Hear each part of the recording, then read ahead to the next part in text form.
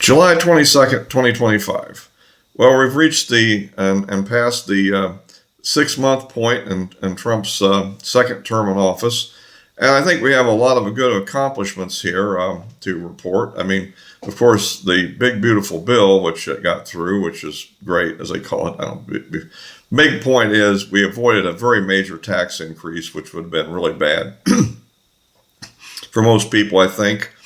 And so that's one of the big things. Of course, we got the border under control, and the bill will have enough money to beef up the border patrol and so forth, and ICE and the like, and detention facilities and so forth, so that we won't have to rely as much on the military as we did early on to do these jobs. And I think that's one thing to look at, of course.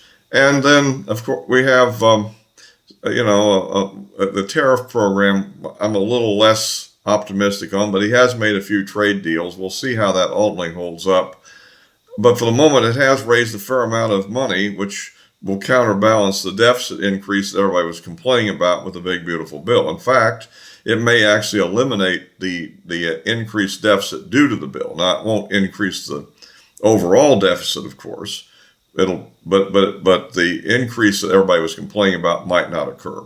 It might be more or less like it had been, and of course there were some spending cuts in it, which will of course help. And a small rescission bill got through also, which is the an interesting point there, and many other things. It looks like we've struck a major blow against the Iranian nuclear program and so forth. And while I'll grant that I think that hostile elements in the intelligence community is trying to downplay it just as much as Trump tried to upplay it, the big point on that one, of course, is that it basically will prevent them from building a nuclear arsenal. That's not to say they may not be able to build a bomb or two, but I think an actual arsenal that they could have built with the infrastructure they had in place, I think that'll be postponed for some time. And there are many other things. We're trying to get on the job with getting people appointed. The Democrats are obstructing everything as usual. On the glitch side, of course, we have this little Epstein thing, and I would also call out that the other thing that the press doesn't mention is we really haven't got a real UAP disclosure yet either, nor a real explanation of what was going on with the quote drones unquote over New Jersey.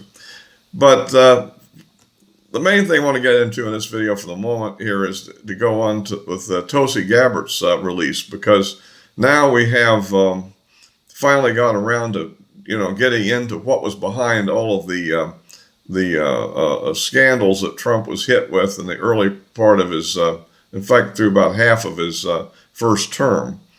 And it turns out that while we can overcharacterize these things, it seems like that after the election, what happened was there was a change in tone in the Biden administration, and there was a big meeting which was found where they basically decided to go ahead and play up the idea that Russia was trying to influence the election in favor of Trump, and therefore somehow Trump is compromised, which then led to all these the Mueller investigation and a variety of things that caused him a lot of trouble and distraction during the first term.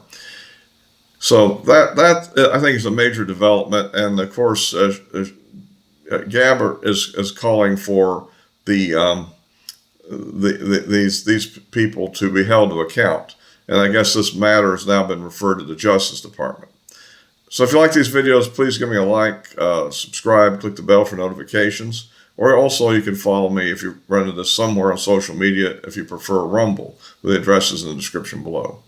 Yeah, so that I think is a major development here, and of course we can look at it in various ways.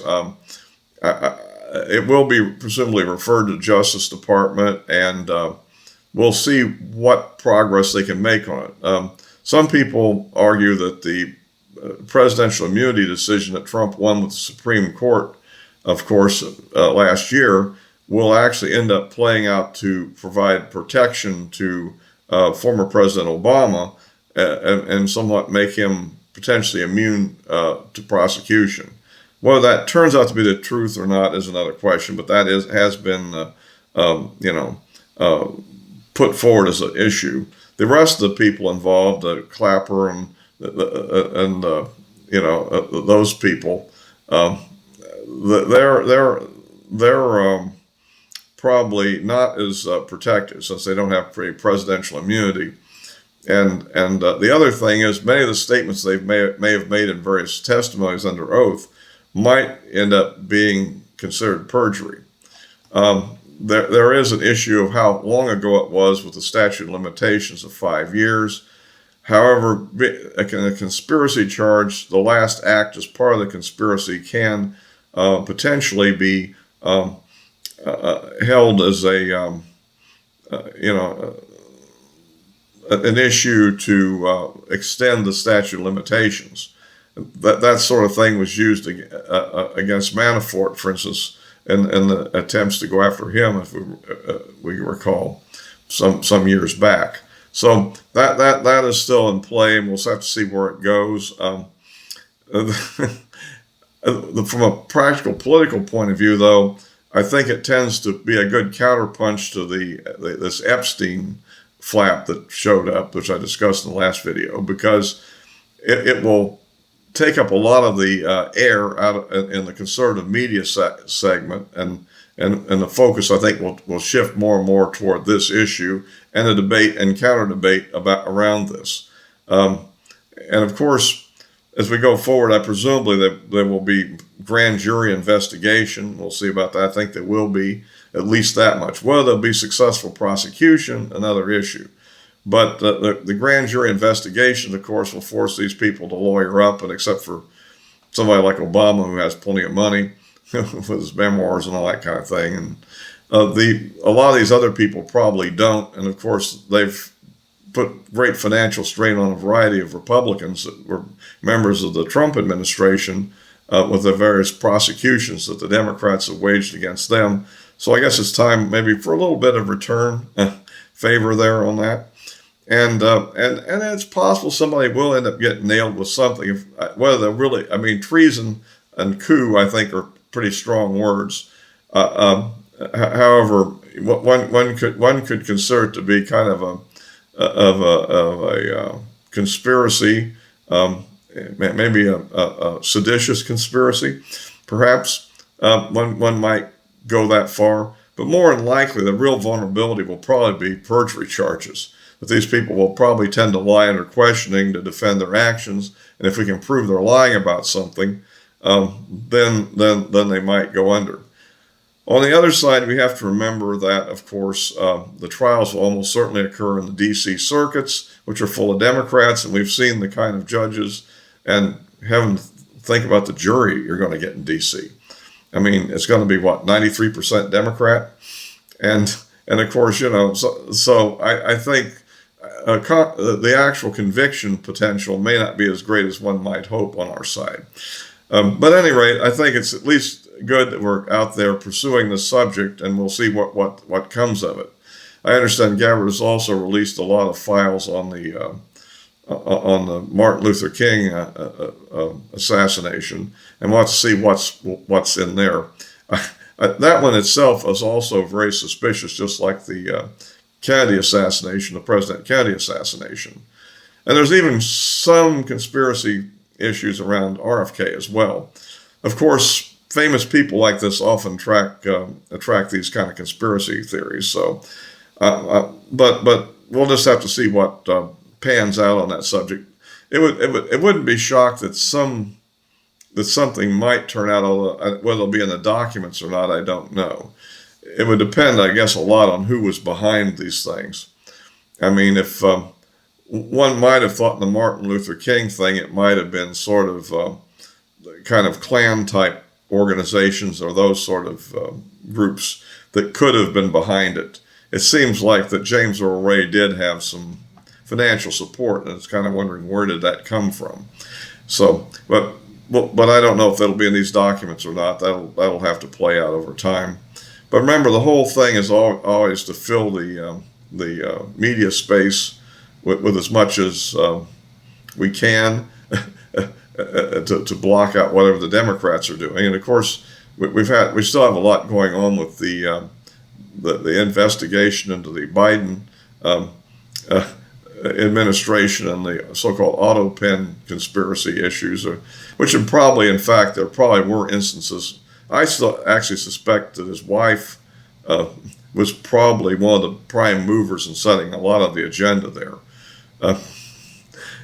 But then that's just my opinion, because I think that she had more control over him than perhaps anybody else would have had, since apparently intermediaries that she basically managed were often the ones that would go out and give the auto pen instructions, apparently. So we'll see where that plays out, and how that kind of turns things.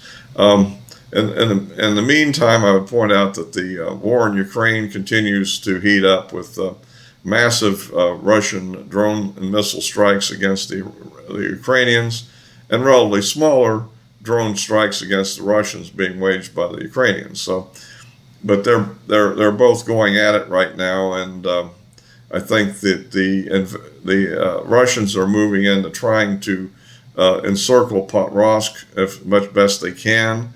And on the northern sector, in the Sunni region, the Ukrainians have launched a small counterattack themselves, which may drive some contingents of the Russians back a little bit.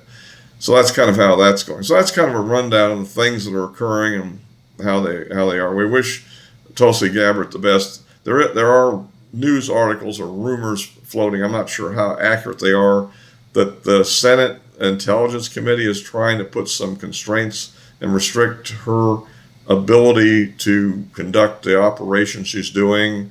I'm not sure if this is accurate, but if it is, it's something that should be opposed. I think that Trump will probably be on their case if they try that. As far as the issue of how Trump is doing at this point, the polling in Real Clear Politics averages dipped to about a 7% deficit. However, I'd point out that a couple of recent polls have very large negative numbers that are all adult polls, which are the least reliable because they include a lot of people that, well, probably aren't going to vote. And remember, all adult, does that mean they're citizens? It doesn't say all citizens polls, so I don't know, it may include illegal aliens too. I mean, so I'm not sure. I think that may be skewing the results a little bit, and probably a little bit of independent and conservative backlash over the handling of the Epstein thing. But I think that'll get straightened out eventually, I believe. I'm not, that's a bit of a mystery. I don't want to get too much into that on this one, but we'll see. I think overall, though, I think he's doing pretty good, and I think they're probably going out and, I think with all the current initiatives, we'll see how things play out. So I'll be wrapping this one up for now, and as always, I'll be posting my viewpoints on social media accounts between videos and mostly on X, and then of course I'll be posting this on YouTube and Rumble as always. So all for this time.